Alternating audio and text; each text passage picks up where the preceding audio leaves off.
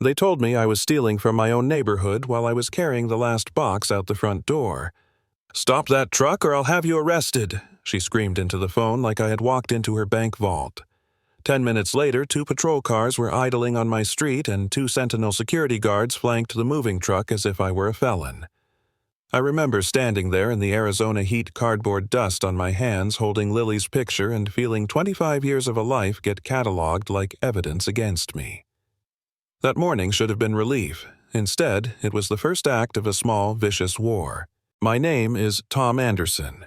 I ran the hardware store on Thunderbird for 3 decades, paid my mortgage until the receipt book went soft at the corners, and married a woman who liked her coffee black and her roses trimmed at dawn. After Lily died, it seemed cruel to stay in the house full of borrowed towels and ghosts, so I made plans to move a new cabin outside town Red Rocks, a place the HOA couldn't reach. I started loading boxes at dawn, thinking about hammers and the smell of pine when Carol Whitfield appeared at the edge of my driveway like a Stormfront designer suit, 2 guards at attention, red heels clicking like a metronome, counting down my patience. She held up a thick folder with a tabbed section and read precise as a judge. Article 15, Section 8B. All property transfers require board approval and payment of a $5,000 community separation fee.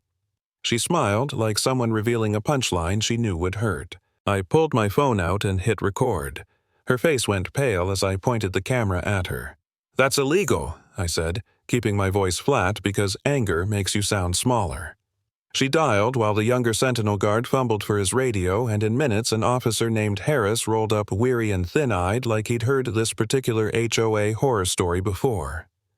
He took my deed, read it slow, and then quietly told Carol what she didn't want to hear.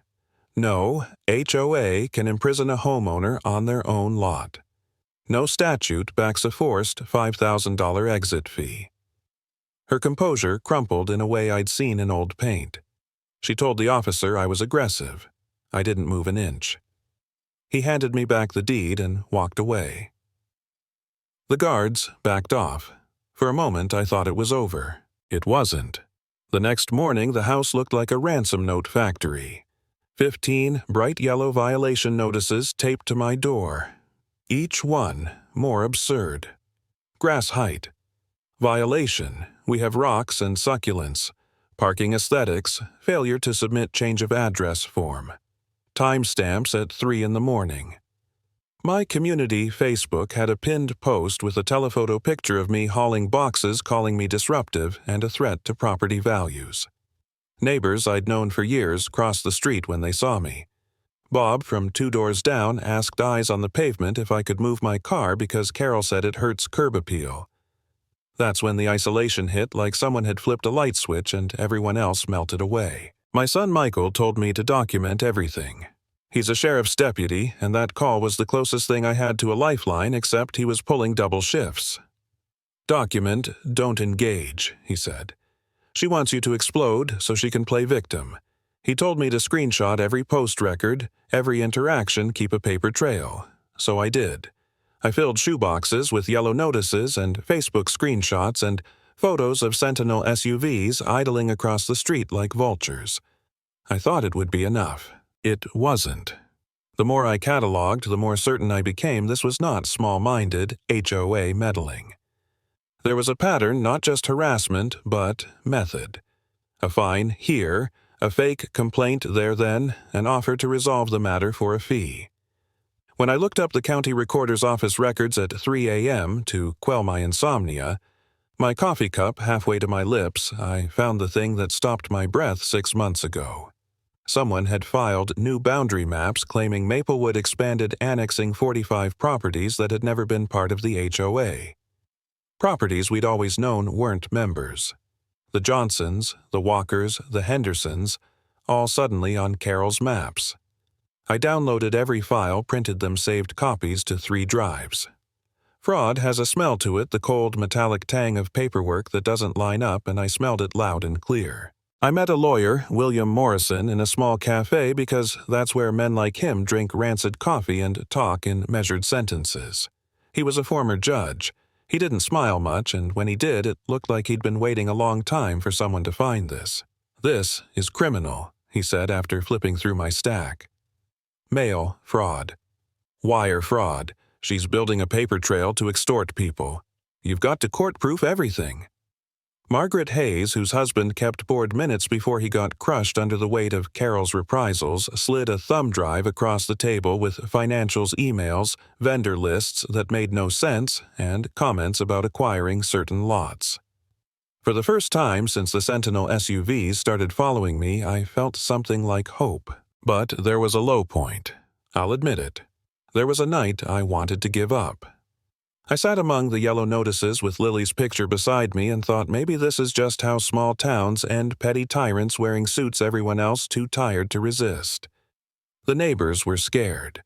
The SUV was parked across the street at midnight with a light that blinked red like a tiny accusation. I was tired, jittery, drinking too much coffee. I asked myself the mean question, what if I'm the problem? What if the neighbors are right, and I've been stubborn? I almost boxed up everything and walked away, but then I found a fine that listed a lawn measurement and my yard has rocks. I found an invoice with the wrong property description. Those were not mistakes. They were fraud. That detail, one wrong digit on a supposed violation, snapped me back into motion. I promised Lily out loud to an empty living room that I'd see this through. We organized. Morrison coached us through packing the meeting room evidence first, then testimony, then the fatal blow, the county recorder's confirmation that those boundary changes were improperly filed.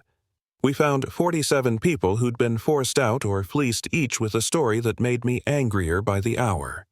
The Walkers who paid tens of thousands because they refused to sell a corner lot, the Hendersons who left under the weight of invented fines. Margaret handed over more documents. The pattern completed itself into a picture Carol running Maplewood like her private real estate slush fund. The night of the board meeting, the community center parking lot filled faster than I'd ever seen.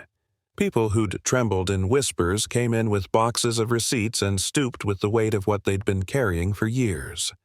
Agent Walsh, federal white collar, sat quietly with a phone recording everything. Michael stood near the back in uniform, because sometimes a uniform makes people stop and think about consequences.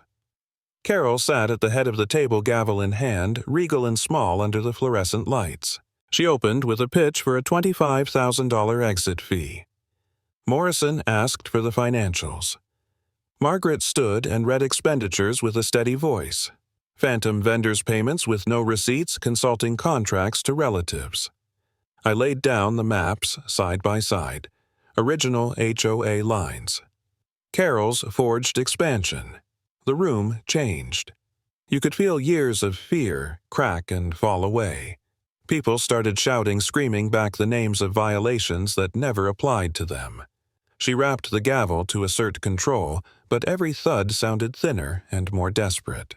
And then she did what narcissists always do when the house of cards trembles. She started to talk. First defensive, then unhinged. I own this community, she said. I've kept it safe. I made hard choices. The words came out like a confession. Agent Walsh's phone kept recording. Morrison's pen kept moving. Michael was a statue in the crowd, the badge catching the light.